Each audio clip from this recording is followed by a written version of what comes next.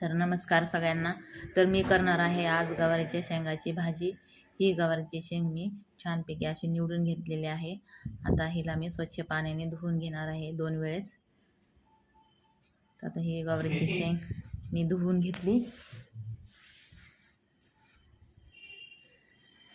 तर आता मी इकडे एक मिक्सरचं भांडं घेतलेलं आहे, त्याच्यामध्ये लसूण टाकून घेतलेलं आहे, चिरलेलं खोबरं पण टाकून घेतलेलं आहे, आलं पण टाकून घेतलेलं आहे आणि नंतर थोडीशी कोथिंबीर पण टाकून घेणार आहे आणि हे मिक्सरला बारीक फिरून घेतलेलं आहे मी, बघू शकता तुम्ही.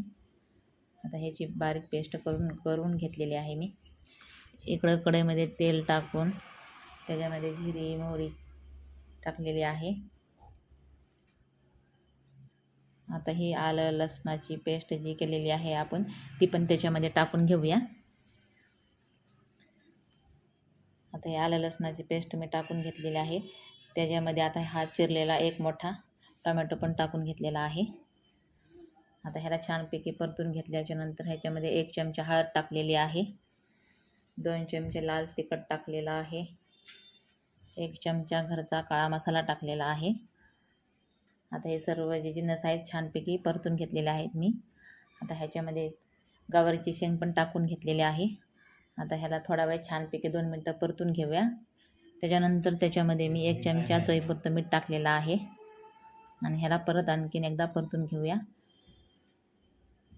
आणि ह्याच्यामध्ये थोडंसं पाणी टाकून ह्याला 2 मिनटं वाफ काढून घेऊया आता हे वाफ काढून घेतली मी 2 मिनटासाठी. आता परत ह्याला एकदा फिरवून घेऊया गवारीच्या शेंगाला आणि ह्याच्यामध्ये आता अर्धी वाटी शेंगदाण्याचा कुट्टा पण टाकून घेतलेला आहे मी.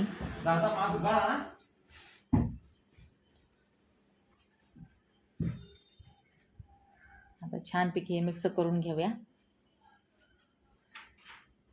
आणि परत त्याच्यावर 5 मिनिटासाठी ताट झाकून ठेवूया आणि छानपैकी वाफ घेऊया आपण ह्याची, म्हणजे आपली गवारीची शेंग जी आहे तर छान शिजल. आता आपले हे 5 मिनिटं झालेले आहेत. तुम्ही बघू शकता आपली ही गवारीची शेंग जी आहे तर छानपैकी झालेली आहे आणि शिजली पण आहे.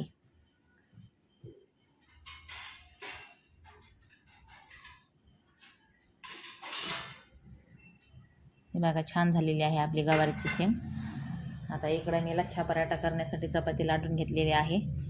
त्याच्यावर भरपूर सारं तेल टाकलेलं आहे आणि ते छानपैकी चाकूने असे काप करून घेणार आहे, कारण की आपल्या लच्छा पराठ्याचे जे आहेत ना ते छानपैकी लेयर्स सुटसुटीत होतील. आता हे मी चाकूने कापून घेतलेलं आहे, तुम्ही बघू शकता. आता ह्याचा छानपैकी उंडा तयार करून घेणार आहे, जसं चपातीला आपण करून घेतो तसं. थोडंसं मीठ थोडंसं कोरडं पीठ पण त्याच्यावर टाकून घेतलेलं आहे. आता ह्याचा छानपैकी गोळा तयार करून घेतलेला आहे मी. आता ह्याला आपण हलक्या हाताने लाटून घेऊया. आता हा पराठा मी लाटून घेतलेला आहे, तुम्ही बघू शकता. ह्याचे लेअर पण दिसतात थोडे थोडे.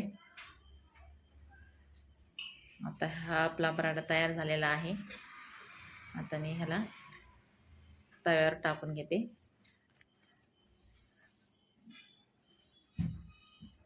आता ह्या पराठ्याच्या चारही बाजूनी मी तेल सोडून घेणार आहे आणि हा पराठा आता पलटी करून घेणार आहे. तर हे बघा आपला पराठा छान झालेला आहे. परत थोडं तेल सोडून घेणार आहे चारही बाजूनी. आपला पराठा तयार झालेला आहे.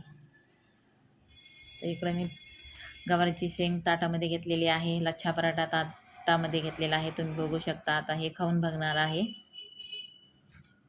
तर आपली ही गवारीची शेंग जी आहे तर छानपैकी झालेली आहे.